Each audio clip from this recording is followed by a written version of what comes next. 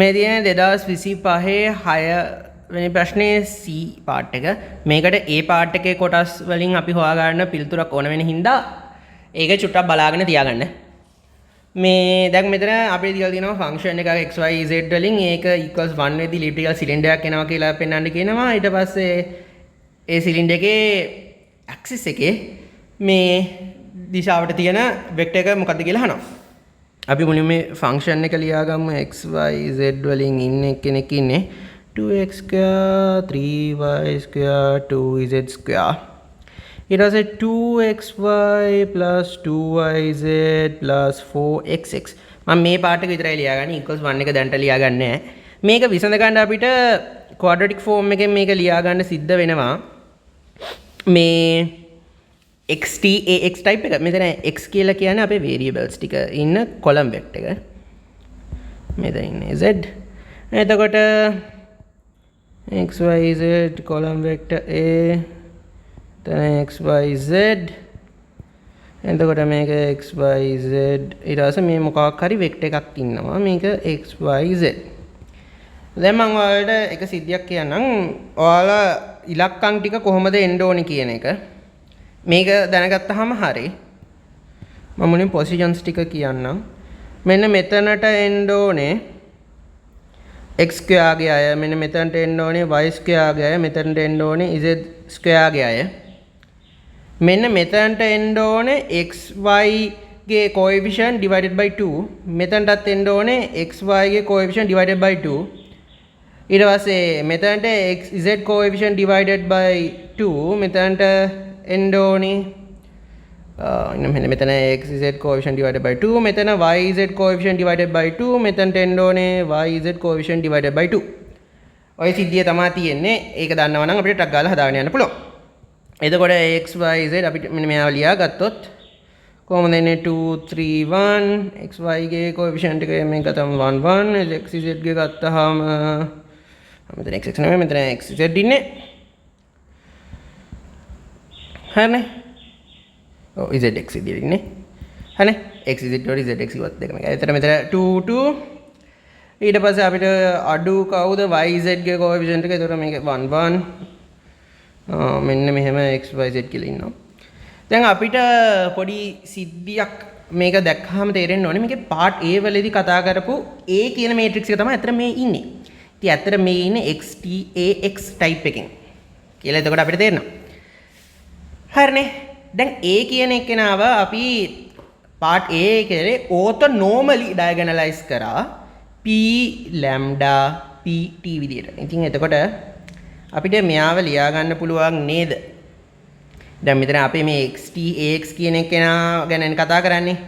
A වෙනුවට මෙන්න මෙයාව සබ්ස්ටිටියුට් කරන එක තියෙන්නේ. ඒ වගේම අපේ මතක තියාගන්න ඕනේ මේ මෙතන අපි අර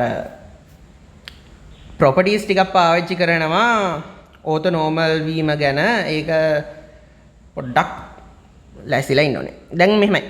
වම් පැත්තේ දකුණු පැත්තේ ලැම්ඩාට ඉන්න කට්ටියව වරහන් වල ගත්තම දකුණු පැත්තේ ඉන්න ptx වම් පැත්තේ ඉන්න xtp නේ. මට මෙයාව property එකක් විදිහට දන්නවනේ ab ගේ t කියන එක ලියන්න පුළුවන් bt at type එකෙන්.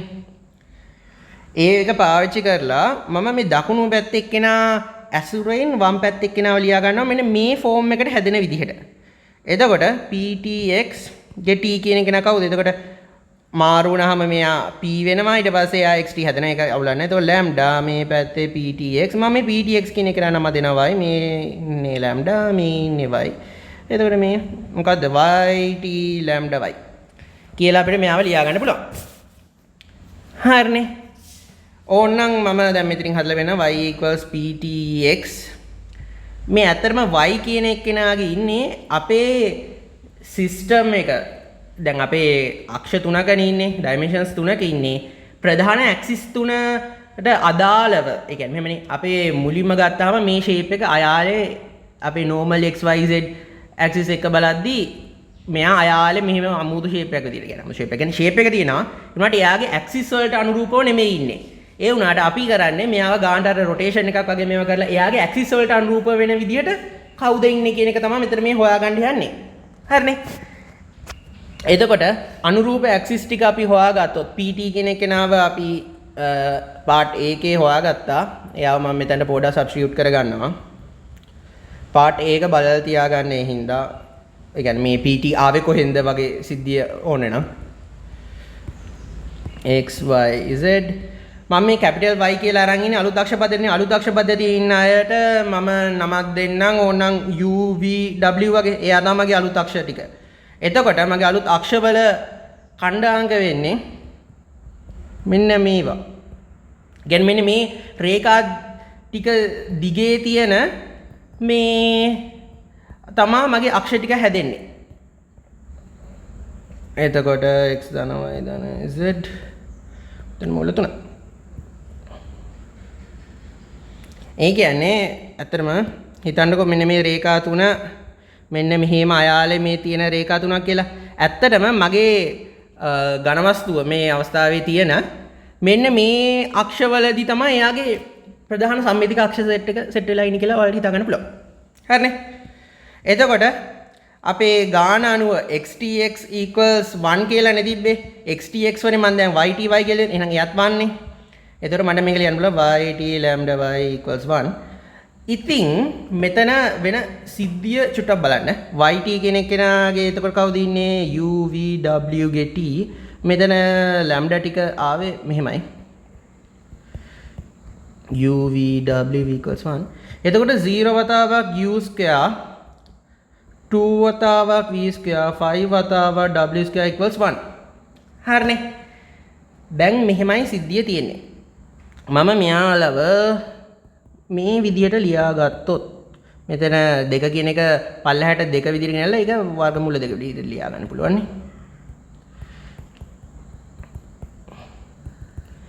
මෙන්න මේ කොටස ගත්තාම ඔයාලට නිකන් තේරෙනව නේද x වර්ග බෙදීම a වර්ග ධන y වර්ග බෙදීම b වර්ග සමානයි එක විදිහට. මොකද මෙතන මේ බිඳුවනේ තියෙන්නේ. මේ මොකද්ද? ඉලිප්ස් එක සමීකරණය නේද? එහෙනම් මේ කොටසෙන් කියන්නේ ඉලිප්ස් එකක්. හරිනේ. ඒ කියන්නේ අපේ අක්ෂ ටික ගත්තොත් එහෙම VW කියලා මේ VW වලදී ඉලිප්ස් එකක් හැදලා තියෙනවා.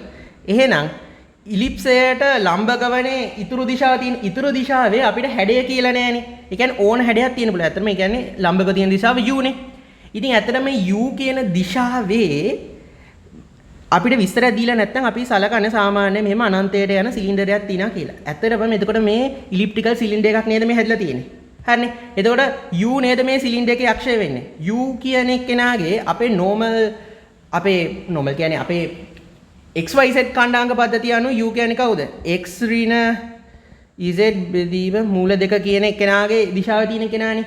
මේ ඇත්තටම x ඍණ z කියන්නේ මොකද්ද? XYZ ලව විදිහට මම මෙයාලව ගැලෙව්වොත් මේ කවුද? XYZ විදිහට ගැලෙව්වොත් x ලා එක්කෙනයි y ලා බිඳුවයි z ලා ඍණ එකයි. තියෙන දිශාවනේ. එහෙනම් මෙන්න මේ ඩිරෙක්ෂන් එක 1 0 -1 කියන ඩිරෙක්ෂන් එකේ තමයි මෙන්න මේ u ඉන්නේ නේද? u ගේ ඩිරෙක්ෂන් එක මෙන්න මේක තමයි. ඉතින් එතකොට අපේ ඉලිප්ටිකල් සිලින්ඩර් එකක් එනවා කියලා මෙතන මුලින්ම ඉලිප්ස් එකක් එනවා කියලා පෙන්නුවා. ඊට පස්සේ u ගේ වේරියේෂන් එක ඒ කියන්නේ මෙතන ඉස්සරහා ලැම්ඩා මොකක්ද කියන එක අපිට දීලා නැති නිසා එයා අපේ සිලින්ඩර් එකක් විදිහට කෙලින්ම ගන්න පුළුවන්.